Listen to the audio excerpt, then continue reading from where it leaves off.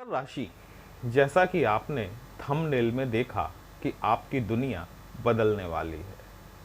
इसमें कोई दो राय नहीं है दोस्तों, क्योंकि जो महत्वपूर्ण परिवर्तन हुए हैं और जो महत्वपूर्ण परिवर्तन होने वाले हैं, ये हमारे मकर राशि और लग्न के जातकों पर बहुत गंभीर प्रभाव डालने वाले हैं।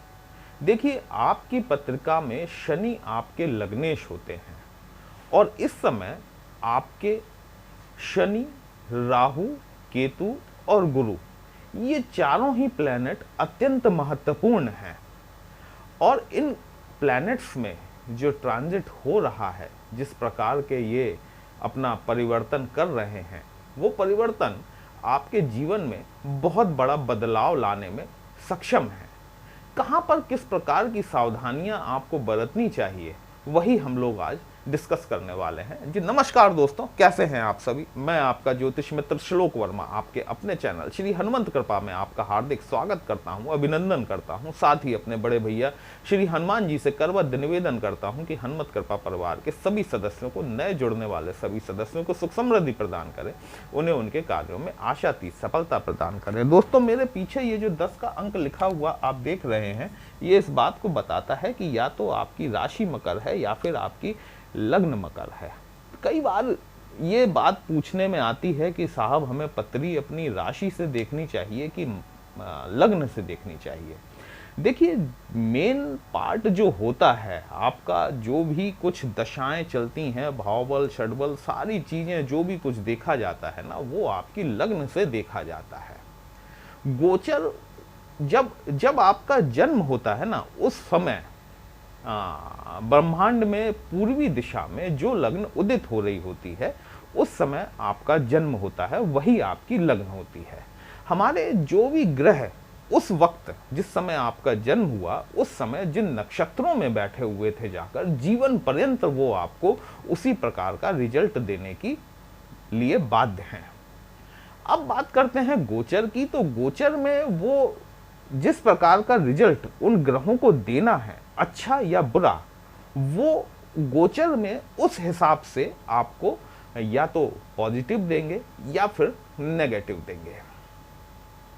तो देखिए, एक बात मैं कहता चलूं आपसे कि यदि आप यहां ये सोचकर आए हैं कि मैं आपको 7 दिन में करोड़पति या अरबपति बनाने का कोई नुस्खा बताने वाला हूं, तो मेरा करबद्ध निवेदन है कि इस वीडियो को स्किप कर दें और आगे बढ़ जाएं, क्योंकि ये वीडियो जो है ना, ये आपके लिए नहीं है। ये उन लोगों के लिए है जो कि कुछ समझना चाहते हैं, कुछ सीखना चाह रहे हैं और साथ ही साथ एस्ट्रोलॉजी को एक टॉर्च के रूप में प्रयोग करना चाहते हैं, क्योंकि एस्ट्रोलॉजी जो है ना, वो एक दिशा निर्देश देने का काम करती है। आपके प्लैनेट्स तो आप अपने प्रारब्ध में लिखा कर लाए हैं, वो बदलने का कार्य तो सिर्फ विधाता ही कर सकता है। विधाता के अलावा और अन्यत्र कोई व्यक्ति में इतनी क्षमता नहीं है कि वो उसे बदल सके। हाँ, एस्ट्रोलॉजी जो है, ये एक प्रकार की आपको एक प्लेटफॉर्म देता है जिसपे चलकर आप अपना मार्ग निर्धारित कर सकते हैं और उस मार्ग पर चलकर आपको सफलता मिल सकती है, यदि आपका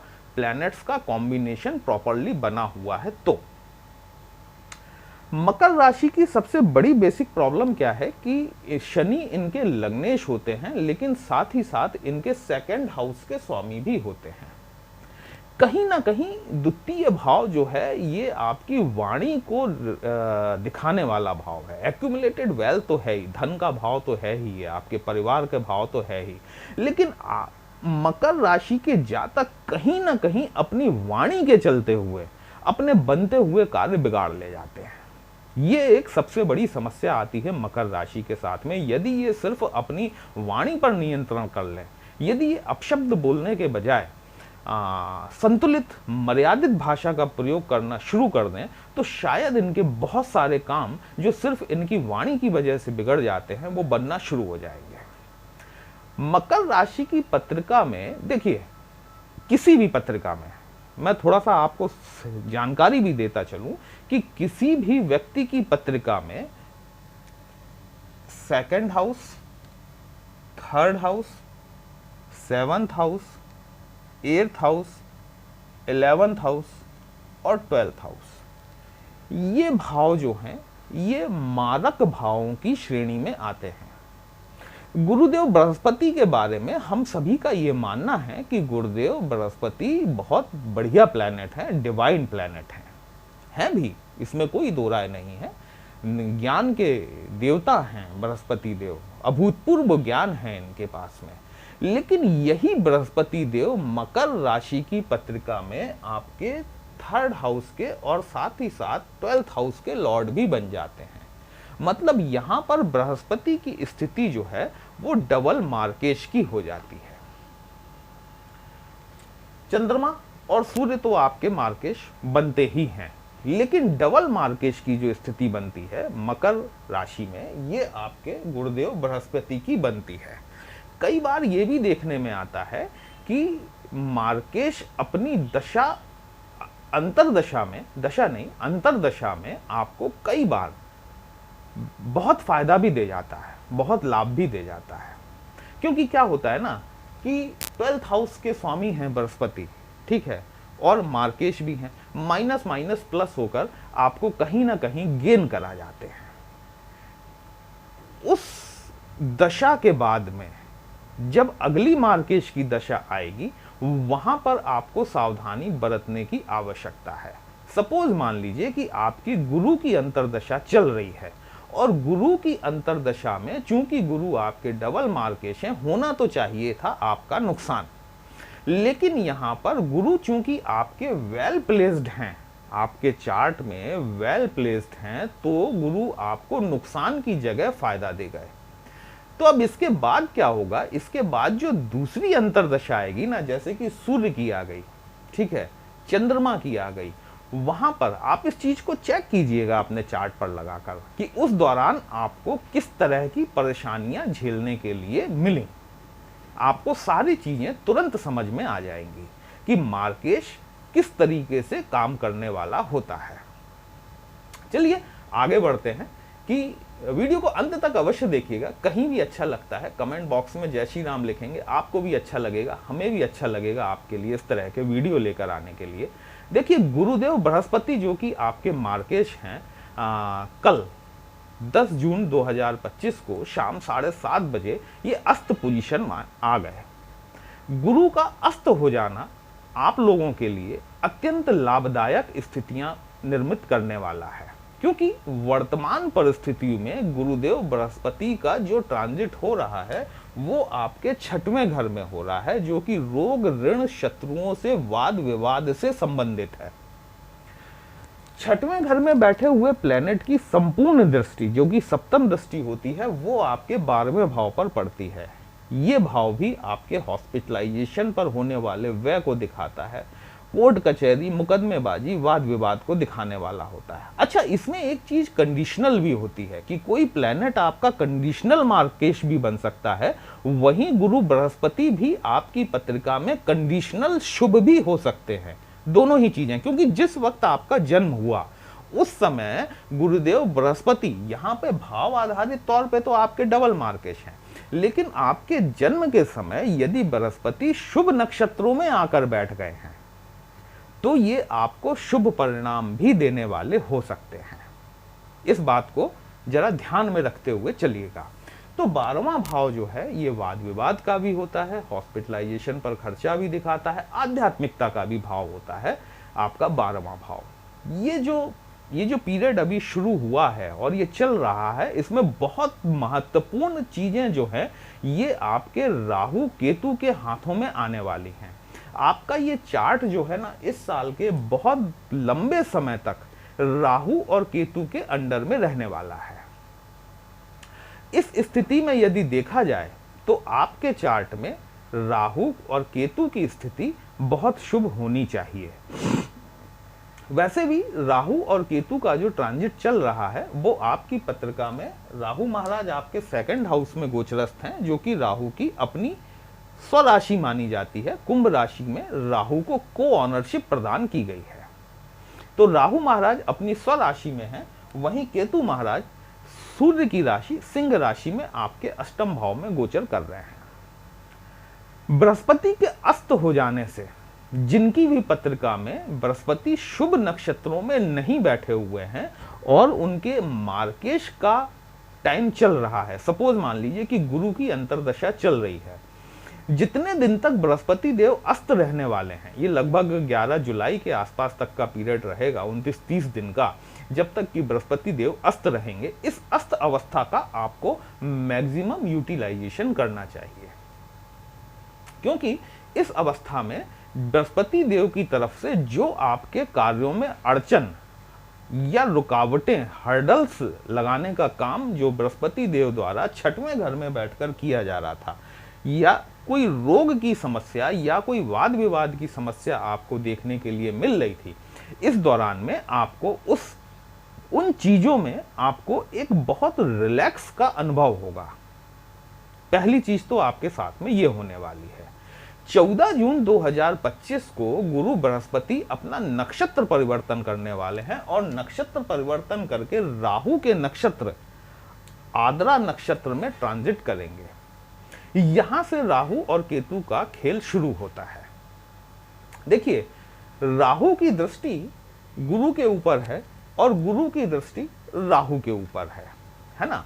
कुल मिला के यदि इसे देखा जाए तो ये एक, चूंकि राहु भी गुरु के नक्षत्र में ही चल रहे हैं और गुरु का राहु के नक्षत्र में जाना, ये एक जिसको कहते हैं गुरु चांडाल दोष का निर्माण हो जाना, ये यहां पर गुरु चांडाल दोष का निर्माण होता है। अब यदि आपकी पत्रिका में राहु की स्थिति शुभ है तो गुरुदेव बृहस्पति को मजबूरन आपको शुभ परिणाम देना पड़ेंगे।